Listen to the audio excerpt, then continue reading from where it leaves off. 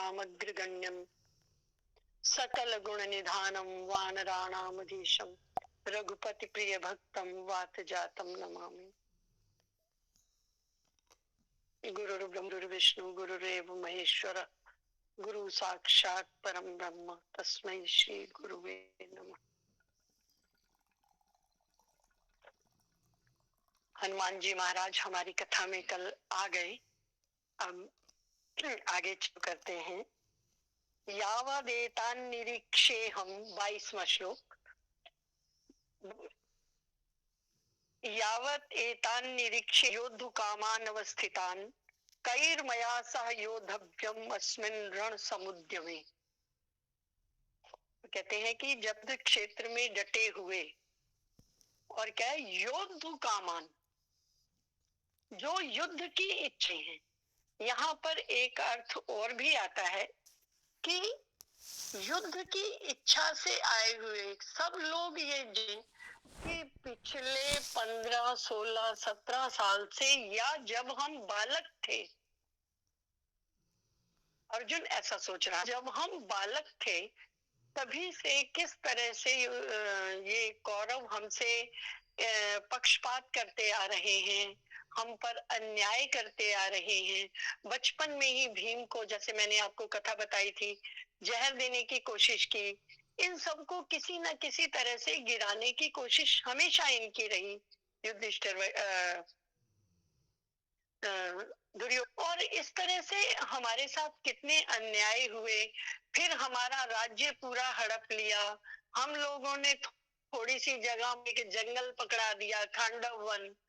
Khandava one हमने बसाया, तो जिस ढंग से हमने बसाया ये इनसे देखा नहीं गया।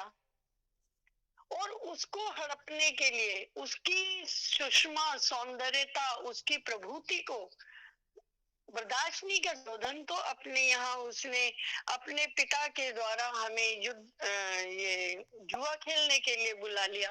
अब उसमें भी उसने हमसे छल किया, मेरी मतलब राज्य लिया, पत्नी ले ली, मेरी पत्नी का अपमान किया। ये सब बातें सबको पता है, लाक्षागृह की बात कोई भूला नहीं है। और इतने के बाद भी इनके पक्ष में युद्ध की इच्छा से आए हुए उन सबको मैं देखना चाहता हूं। अवीक्षे हम, उसने ये नहीं कहा कि मैं देख लूं, बड़ी दयनीयता का बहुत उससे बोला है। आप संस्कृत के शब्दों को अगर पहचाने ना, ये अवीक्षे हम, निरीक्षे हम, मैं उसका निरीक्षण करूंगा। मैं ये देखना चाहता हूं कि उसके पक्ष में भी लोग युद्ध करने आए हैं। मतलब समाज में हमारे अधर्म की इतनी सत्ता हो गई है कि इतना सारे लोग जानते हुए भी उसके पक्ष में युद्ध करने आए हैं। मैं ये देखना चाहता हूं, मैं उनको देखूंगा। इसलिए यावद एतान निरीक्षे हम, एतान मतलब इन सबको मैं देखूंगा पहले कि ये कौन कौन वहां उसके पक्ष में युद्ध करने आए हैं। क्योंकि युद्ध कामान अवस्थितान, जो युद्ध की कामना से यहाँ अवस्थित हैं, खड़े हैं, मैं उनको एक बार देखूं तो सही, कौन कौन उसके पक्ष में युद्ध करने आया है। इतने सारे अधर्मों के साथ, इतनी सारी असत्यता के साथ, इतने सारे छल कपट के बाद भी उसके पक्ष से युद्ध कर रहे हैं। जरा मैं उनको अच्छे से देखूंगा। कैर्मया सह योद्धव्यम अस्मिन् रण समुद्र में, और मुझे ये देखना भी पड़ेगा कि मेरे को किस किस से युद्ध करना है। मतलब उसके पक्ष में कौन कौन खड़ा है, उनको मैं अच्छे से देख लूं, फिर इनको देखता हूं। उस समय तक अर्जुन में एक रण का भाव था, जो रणभेरी बजी थी उसके प्रति उसमें उत्साह था। लेकिन भगवान को तो पता है अभी लोक कल्याण के लिए गीता का जन्म होना है, तो उन्होंने उसकी भूमिका बनाई है। अगला श्लोक देखें।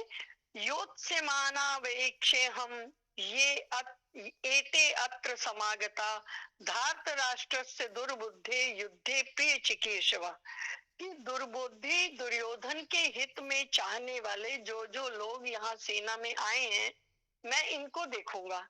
फिर वो कहते हैं, संजय बता रहे हैं धृतराष्ट्र को कि क्या कहा उन्होंने एव मुक्तो ऋषिकेशो गुडाकेशेन भारत सेनयोर उभयोर मध्ये स्थापयित्वा रथोत्तमम् भीष्म द्रोण प्रमुखतः सर्वेषां च महीक्षिताम् उवाच पार्थ पश्यैतान् संवेतान् कुरुन् इति।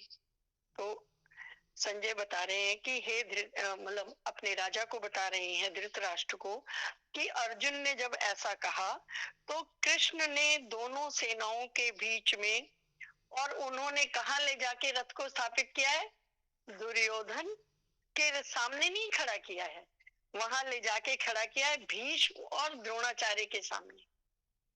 क्योंकि बाकी सेना के लिए तो उसने कह ही दिया कि मैं इन सबको देखूंगा, अवीक्ष्य हूं, मैं इन सबको देखूंगा, लेकिन जहां उनका मर्म स्थान है वो है पितामह, कि क्या तुम दादा परदादा से भी युद्ध करोगे। एक भावना को जगाने की बात है, क्योंकि एक अज्ञात का जन्म होने वाला है, जो आज हम जानते हैं कि वो गीता है, उस समय वो अज्ञात था। और उसके लिए वो कहते हैं कि इस प्रकार ऋषिकेश जिसने अपनी सभी इंद्रियों को जीत लिया है, ऐसे भगवान श्री कृष्ण ने गुड़ाकेशेन भारत, इस प्रकार गुड़ाकेश के दो अर्थ होते हैं। गुड़ाकेश का एक अर्थ है गुड़ मतलब टेढ़ा और केश मतलब बाल, जिनके टेढ़े बाल हैं अर्थात घुंघराले बाल हैं। भगवान कृष्ण के भी घुंघराले बाल हैं, अर्जुन के भी घुंघराले बाल हैं, तो दोनों बड़े सुशोभित हो रहे हैं। एक तो इसका अर्थ ये है। दूसरा अर्थ ये है कि अर्जुन गुड़ाकेश थे। क्यों थे? गुड़ाकेश कहते हैं जिसने निद्रा को जीत लिया हो, जिसने अपनी निद्रा पर विजय पा ली हो। तो जब दुर्योधन राम राम जब अर्जुन 12 वर्ष की तपस्या पर गए थे, उस समय उन्होंने ये देखा कि मुझे अगर दिव्य अस्त्रों के लिए तपस्या करनी है तो मुझे बहुत घनघोर तपस्या करनी होगी, और निद्रा उसमें बाधा आ रही है। तो कहते हैं कि उस समय अर्जुन ने निद्रा को जीतने के लिए सरोवर के अंदर एक दुबला सा वृक्ष था जो ज्यादा वजन नहीं उठा सकता था, उसकी टहनी के ऊपर बैठा करते थे कि अगर नींद आएगी तो मैं सरोवर में गिर पड़ूंगा, नींद तो खुलनी ही खुलनी है। और इस तरह से कर करके इन्होंने निद्रा पर विजय पाई थी, और फिर इनको ये जब तक चाहे थे जाग पाए थे, और फिर इन्होंने दिव्य अस्त्रों की प्राप्ति की थी। तब से इनका नाम गुड़ाकेश हो गया। और वो कह रहे हैं एवं मुक्तो ऋषिकेशो गुड़ाकेशेन भारत, इस प्रकार अर्जुन के द्वारा महाराज श्री कृष्णचंद्र ने, जब अर्जुन ने ऐसा बताया कि मेरा रथ दोनों पक्षों के मध्य में ले चलो, मैं देखना चाहता हूं कि इतने अन्यायों का साथ देने, इतने अधर्म का साथ देने कौन कौन आए हैं जिनसे मुझे लड़ना है। वो कैसी इच्छा से आए हैं ये मैं जानता हूं, लड़ने की इच्छा से आए हैं, तो मुझे भी लड़ना है। उन्होंने अपना धनुष उठाया है और वो बीच में ले जाके उन्होंने रथ को स्थापित किया है, और उनके सामने कौन है? भीष्म और द्रोणाचार्य। भीष्म और द्रोणाचार्य की प्रमुखता में इस कुरु की सेना को आप देखो।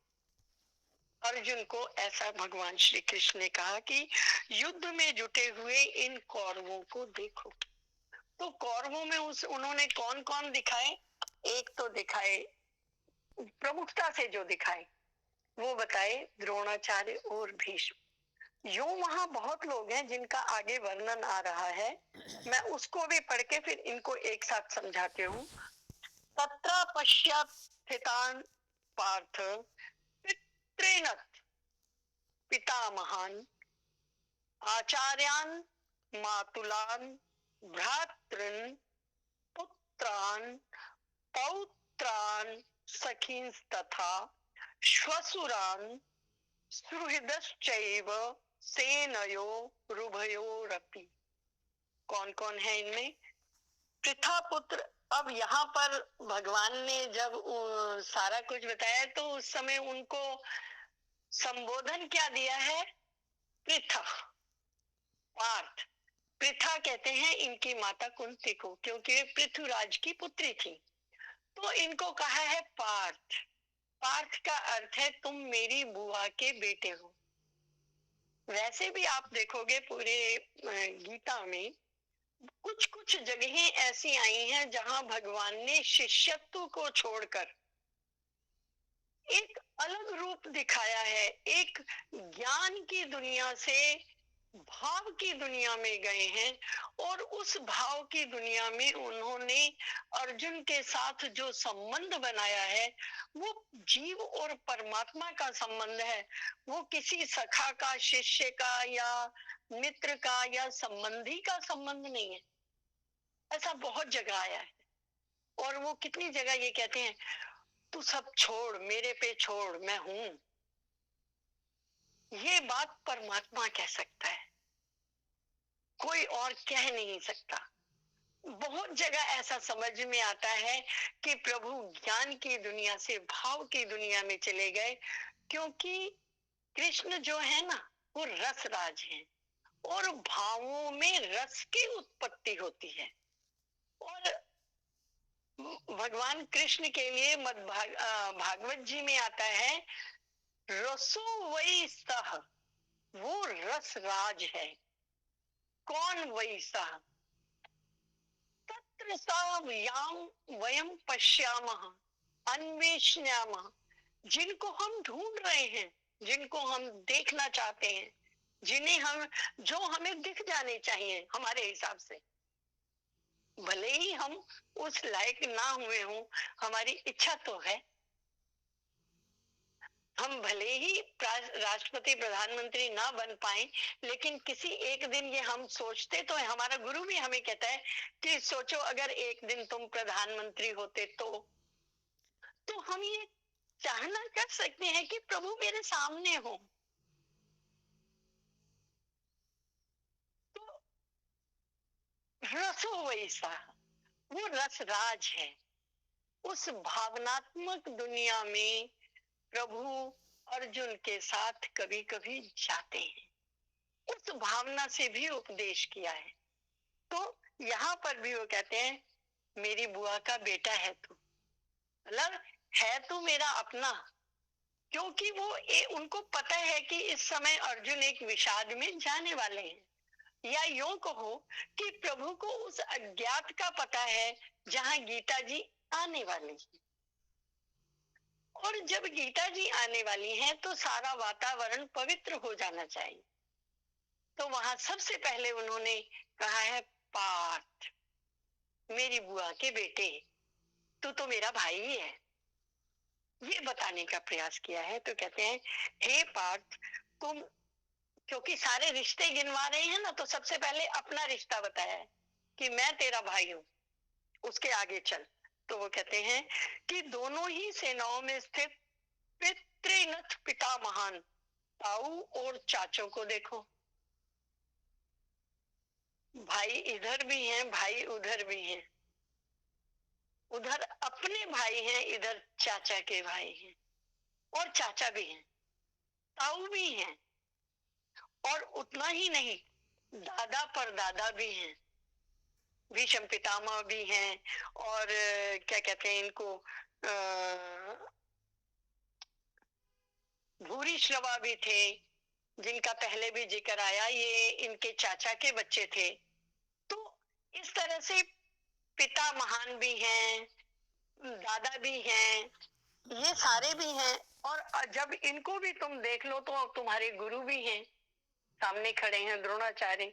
फिर अपने मामाओं को देखो, अगर तुम उधर देखोगे तो तुम्हें अपने मामा दिखेंगे, और इधर देखोगे तो जो ये जिन्होंने जुआ खिलाया था वो सब भी तुम्हारे भी, हाँ, वो शकुनी वगैरह भी तुम्हारे ही मामा हैं, इनको भी देखो। फिर भाइयों को देखो, उधर 5 भाई हैं, इधर 100 भाई हैं, 100 में से एक तुम्हारी तरफ आ गया, बाकी तो वही है। तो वो भी सारे भाई उधर हैं। फिर पुत्र, चाहे दुर्योधन के पुत्र हो या तुम्हारे अपने पुत्र हो, सारे अपने हैं। फिर पौत्र, पुत्रों के भी जो पुत्र थे वो भी वहीं पे थे, तो वो भी तुम्हारे साथ हैं। फिर मित्र हैं तुम्हारे, इधर भी हैं उधर भी हैं। नकुल और सहदेव के सगे मामा जो हैं वो तुम्हारे सामने खड़े हैं। तो मामा दोनों ही मामा दूसरी तरफ हैं, इधर तो है ही, तुम्हारी तरफ तो है ही, सामने वाले पार्टी में दोनों ही मामा है, वो भी देखो। फिर ससुरों को भी देखो, शैव्य हैं, दुर्योधन के ससुर हैं, तो वो सारे तुम्हारे ससुर भी लगे। फिर सुहृतों को भी देखो, मित्रों को भी देखो, जिनके साथ से तुम बचपन में खेले हो, वो भी उधर है। इतने सारे रिश्तों को गिनाने से पहले उन्होंने कहा है कि तुम मेरे भाई हो, तुम पार्थ हो। इन सबको देखो। अब आप कल्पना करें कि कोई व्यक्ति युद्ध लड़ने जा रहा है, और किसके लिए जा रहा है कि मैं मित्रों, अपने बंधुओं को राज्य दूंगा। और आप ये देखो, दुर्योधन को खुद को राज्य मिलने वाला नहीं है, देना उसने अपने बड़े भाई को है। भले ही अर्जुन मुख्यतः युद्ध कर रहे हैं, लेकिन राजा कौन बनेगा? युधिष्ठिर। तो भाइयों, परिवार वालों को सुख देना चाहते हो, इसलिए तुम्हें राज्य की लालसा हो सकती है, राज्य प्राप्त करना चाहते हो, कर रहे हो, पर सामने भी तुम्हारे वही खड़े हैं जिनके लिए तुम्हें राज्य की कल्पना है। हम अपने आप को भी देखें तो हम चाहे अमेरिका चले जाएं, कहीं भी चले जाएं, वहां खूब सारा धन कमाएं, लेकिन हम घर कहाँ बनाना चाहते हैं? जहाँ पे हमारे रिश्तेदार रहते हो, क्योंकि उन्हीं को ही तो दिखा के तुमने बड़े बनना है, उन्हीं के ही साथ तुमने खुश होना है, उन्हीं के साथ ही तुमने अपने दुख सुख बांटने हैं। तुम्हारे घर में कोई खुशी आए और तुम्हारे चाचा ताए मामे के बच्चे आ जाएं, चाचा ताए मामे आ जाएं, कोई बड़ा घर का बुजुर्ग भी आ जाए, कितनी खुशी होती है। तो खुशी भी हम हर किसी में नहीं मना सकते, आपको अपने चाहिए। और जिन अपनों के लिए युद्ध होने जा रहा है, वो अपने मरने के लिए खड़े हैं। कितनी विकट स्थिति है। और ये सब कौन बता रहा है? भगवान स्वयं बता रहे हैं, क्योंकि उन्होंने माहौल तैयार करने हैं, गीता जी ने आना है, तो ये माहौल बन रहा है। तान समीक्ष्य स कौन्तेय सर्वान् बंधून् अवस्थितान् कृपया परयाविष्टो विषीदन्नम इदम ब्रवीत। कहते हैं, इन उपस्थित बांधु पुत्रों को देखो, हे कुंती पुत्र, तुम तो मेरी बुआ के बेटे हो। सबसे ज्यादा प्यार ना बुआ और भतीजे का होता है। तो कहते हैं कि तुम तो मेरी बुआ के बेटे हो। तो कौन्तेय, मेरी बुआ के बेटे हो, सर्वान बंधून अवस्थितान, इन सब बंधुओं को तुम देखो। और फिर परेशान हो गए कि इन सब बंधुओं को देखकर कुंती पुत्र अर्जुन जो थे वो कैसे हो गए? कृपया पर्याविष्टो। कृपया मतलब दयनीयता का भाव आ गया है, अच्छा नहीं लग रहा है। सामने वही लोग खड़े हैं जिन लोगों के लिए आप कुछ चाहते हो। यही युद्ध किसी बाहर वाले से हो, क्या धड़ल्ले से होता है, लेकिन जब घर में ही हो तो व्यक्ति कई बार सोचता है कि यार मैं कम ही ले लूं, ना ही लड़ूं, है ना? ये होता है, ये स्वाभाविक है। और उस स्वाभाविकता में आके शोक से बड़े विषीद खिन्न मन होकर अब्रवीत बोले। क्या बोले? इदम अब्रवीत, ये बोले। तो ये जो ईदन अब्रवीत है, विषीदन इदम अब्रवीत, ये जो ईदन है ये डिनोट करता है, ये देखो अब ये 27वां है, 28, 29, 30 तक तो अर्जुन की स्थिति का वर्णन है। 30 के बाद से लेके अंत तक 46 तक, 47वां श्लोक जो अंत वाला आएगा वो तो इसलिए आएगा कि फिर से अर्जुन की स्थिति का वर्णन है। उनमें जो कुछ अर्जुन कहेगा उसके लिए आया है विषीदन इदम अब्रवीत, कि ये बोला। अगले 15-16 श्लोक वो बोलेगा। अब यहाँ पर ये हमें शिक्षा मिलती है कि जब कोई तुम्हारा व्यक्ति किसी भाव में डूबा हुआ हो, विषाद में डूबा हुआ हो, उस समय उसको उपदेश नहीं करना है, उस समय उसको सुनना है, उसके अंदर से उन भावों को शब्दों के द्वारा निकलवाना है। भगवान ने इन 15-16 मतलब 27 से लेके 47 तक एक भी शब्द नहीं बोला है।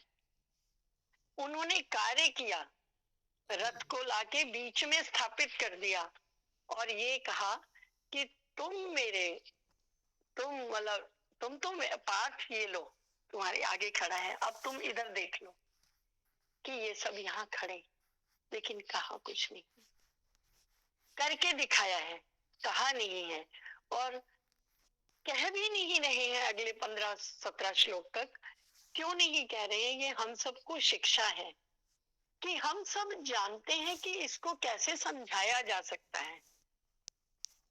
आपकी उससे रिश्तेदारी है, उससे आत्मीयता है, पर उस आत्मीयता में भी आप कुछ कहेंगे नहीं।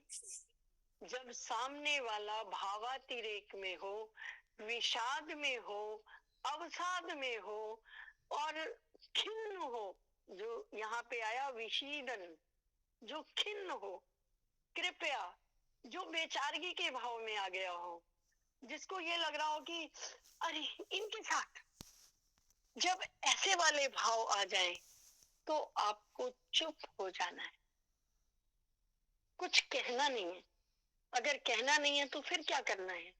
उससे कहलवाओ, लेट हिम स्पीक, आपने चुप रहना है। और उसका तब तक बात सुनना है जब तक वो ये ना जान ले कि जब मैं बात कर रहा हूं तो क्या आप पात्र हैं उसको शिक्षा देने के। वो जब तक मांगेगा नहीं, आप शिक्षा दोगे नहीं, लेकिन उसकी बात तो सुनने की योग्यता है तुम में। आप सुनो, अच्छे श्रोता बनो, बढ़िया वाले, कि जब तुम उसमें कोई कैंची नहीं चलाओगे। श्रोता 4 तरह के होते हैं, श्रोता, वक्ता, ज्ञान निधि, कथा राम के गुण। श्रोता और वक्ता दोनों ही ज्ञान के आगार हैं, पर राम जी की कथा तो उससे भी ज्यादा गूढ़ है। तो 4 तरह के श्रोता होते हैं। एक होते हैं श्रोता, जो यहाँ से सुनते हैं और सीधा हृदय में ले जाते हैं। एक होते हैं सरोता, जो हर चीज को खाली सरोते की तरह काटते रहते हैं, उनको तर्क सारे देने हैं उसको काटने के लिए। एक होते हैं श्रोता, वो सुनते हैं, समझने के लिए प्रश्न करते हैं, समझते हैं और अपने अंदर उतार लेते हैं। और एक होते हैं सोता, जो कथा शुरू होती है, बहुत शांति हो गई, चल भाई उनते इको ही बोलता गया, हम सो जाओ, नींद पूरी होगी तो उठ जावांगे। और जब कथा खत्म होती है तो उनको कहो कथा समर्पित होते है, सुनो वीर हनुमान, तो कहते अच्छा चले, उनको ही मतलब नहीं आते की होया, हो गई कथा। मेरे लिए शांतता का वातावरण था, नींद अच्छी आई, जितनी अच्छी नींद आई उतनी अच्छी कथा हुई। बोल राजा रामचंद्र महाराज की जय। 4 तरह के श्रोता होते, तो यहाँ पर भगवान सुन रहे हैं, कुछ कह नहीं रहे हैं। और उन्होंने ये भी दिखाया कि ये एक बहुत स्वाभाविक बात है कि जिन लोगों के लिए हम, और ये बहुत छोटा प्रश्न नहीं है, कि जिन लोगों के लिए हमने अपनी सब चीजों को जुटाना है, उन्हीं लोगों के खिलाफ हम खड़े हो जाएं। ये हम सबके जीवन की बहुत प्राइमरी समस्या है। हमारे युद्ध भी कहाँ होते हैं? माँ बेटी में हो जाएगा, सास बहू में हो जाएगा, भाइयों बहनों में हो जाएगा, चार भाइयों में हो जाएगा। तो ये जो युद्ध होने वाले हैं, इनमें आप देखो कि आपके सामने कौन खड़ा है। क्या युद्ध करना है? विचारो।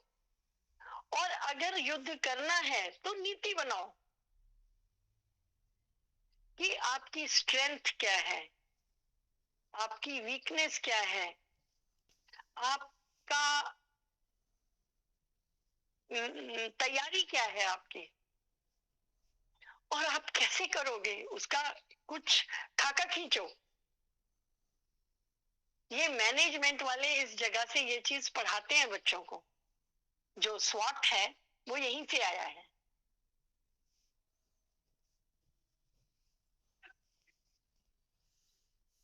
श्री कृष्ण गोविंद हरे मुरारी, हे नाथ नारायण वासुदेव। श्री कृष्ण गोविंद हरे मुरारी, हे नाथ नारायण वासुदेव।